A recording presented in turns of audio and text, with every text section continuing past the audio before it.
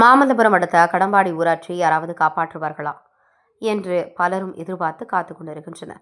செங்கல்பட்டு மாவட்டம் மாமல்லபுரம் அடுத்த கடம்பாடி ஊராட்சியில் 600க்கும் மேற்பட்ட குடும்பங்கள் உள்ளன. ஊராட்சி மன்ற தலைவராக திமுகவை சேர்ந்த தேன்மொழி சுரேஷ்குமார் உள்ளார். இவரது பதவி காலத்தில்தான் அரசு நிலங்கள் ஆக்கிரமிக்கப்பட்டதாக முன்னாள் ஊராட்சி மன்ற தலைவர் குற்றம் சாட்டினார்.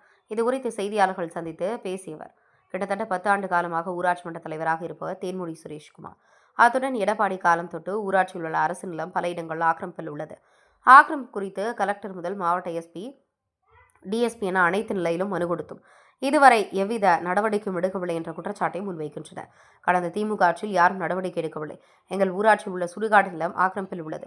அதேபோன்று ஆதிதிராவிட பகுதியில் உள்ள காரியமேடை செய்யும் இடமும்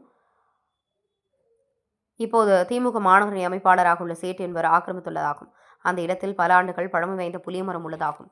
அந்த புளிய மரத்தை திமுக பிரமுகர் அறுத்து சுற்றுச்சுவர் அமைக்க உள்ளதாகவும் கூறியவர், சுற்றுச்சுவர் அமைப்பதை தடுக்க வேண்டும் என பலமுறை ஊராட்சி ஒன்றிய நிர்வாகத்திடம் புகார் மனு கொடுத்தும் இதுவரை எவ்வித நடவடிக்கையும் எடுக்கவில்லை என்று கூறி ஊராட்சியில் உள்ள அனைத்து ஆக்கிரமிப்புகளையும் அகற்ற வேண்டும். தற்போது பொறுப்பேற்றுள்ள புதிய அரசு சாதி மத பாகுபாடு இல்லாமல் சரிசமமாக ஆட்சி நடத்தும் தமிழக முதல்வர் இதனை கவனத்தில் கொண்டு சம்பந்தப்பட்டவர்கள் மீது உரிய நடவடிக்கை எடுக்க வேண்டும் என்றும் ஆக்கிரமித்துள்ள நிலங்களை கையகப்படுத்தி ஊராட்சிக்கு வழங்க வேண்டும் என்று கோரிக்கை விடுத்துள்ளனர்.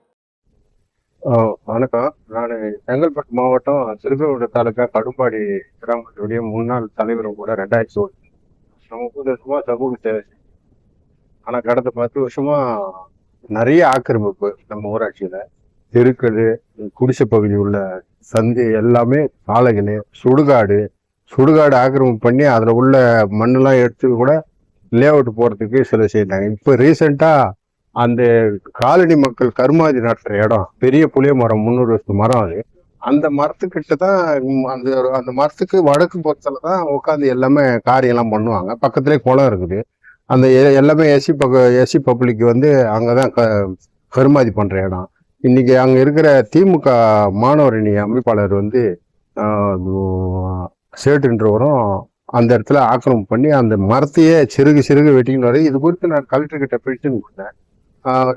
ஃபாரஸ்ட் டிபார்ட்மெண்ட் வந்து என்கொயரி பண்ணாங்க. அது எந்த அளவில் இருக்குதுன்னு தெரியல.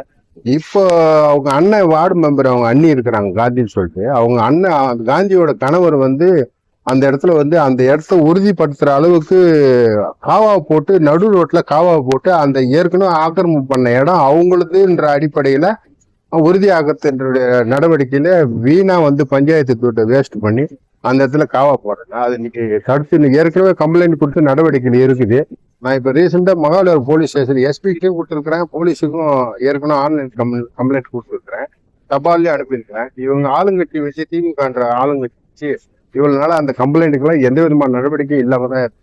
கடுப்பாடி யாராவது வந்து காப்பாற்றுவாங்களான்ற ஒரு நிலையில இருக்கு. எல்லாமே ஆக்கிரமிப்பு, எல்லாம் பொது சொத்து அத்தனையும் வந்து களவாடப்பட்டது. எல்லாம் அந்த தலைவர்ன்ற அடிப்படையில எல்லாம் அந்த கட்சிக்காரங்க எல்லாமே ஒன்னா சேர்ந்து பண்ணிட்டு இருக்கிறாங்க. இன்னைக்கு இது குறித்து போலீஸ் ஸ்டேஷன்ல இன்னைக்கு சொல்லும் போது இனி விஓ கிட்ட கொடுங்க ரிப்போர்ட்டு அப்படின்னு சொல்லிட்டு சொன்னதுனால இப்ப விஓ ஆபீஸர் வந்து விஓ கிட்ட நடந்து சொல்லிட்டேன். நான் நடவடிக்கை எடுத்து அளந்துட்டு பண்ண சொல்றேன் அப்படின்னு விஓ உத்தரவாதம் கொடுத்துருக்கிறாரு. தாசில்தாரை போய் பார்க்க சொன்னாரு. அதனால தயவு செய்து இந்த நியாயமான இந்த ஆட்சியில ஒரு நடுநிலையான ஜாதி மத இன வேறுபாடு அற்ற இந்த நல்ல ஆட்சியில ஆக்கிரமிப்பு கடும்பாடி காப்பாற்றுவங்களான்றதான் ஒரு பெரிய இதா இருக்குது கடந்த ஆட்சியில. அதனால இந்த முறை இந்த ஆட்சியில இதெல்லாம் கவனிப்பாருக்கு நான் கடவுளை வேண்டிக்கிறேன். அது விஜய் ஐயாவையும் வேண்டிக்கிறேன். தயவு செய்து இந்த ஒரு கவனம் செலுத்தணும். இந்த மாதிரி எத்தனையோ ஊர் பாதிச்சிருக்குது இந்த அரசாங்கம், ஏற்கனவே இருந்த அரசாங்கத்தினால. ஏற்கனவே இருந்தாதான் திமுக மட்டும் கிடையாது, எடப்பாடி காலம் தொட்டு இது வரைக்கும் அவ்வளவு பெரிய அநியாயம் நடந்திருக்கு. எங்க ஊர் ஏரி மண்ணு அந்த அளவுக்கு எடுத்துட்டாங்க. மணல்லாம் கொள்ளையோ நடந்தது. பெட்டிஷன் கொடுத்தா நடவடிக்கை இருக்காது, அந்த அளவுக்கு இருக்கு. தயவு செய்து இந்த ஆக்கிரமிப்பு நடவடிக்கைய அந்த புளிய மரம் 100-200 வருஷம் அரச மரம், புளிய மரம் எல்லாம் தோண்டி வித்துட்டாரு ஏற்கனவே இந்த தலைவர். அதை பத்தி நான் கம்ப்ளைண்ட் கொடுத்து இதுக்கு நடவடிக்கை வந்துருக்குது. அது தயவு செய்து நடவடிக்கை எடுப்பாங்கன்னு நான் நம்புறேன் இந்த ஆட்சியில.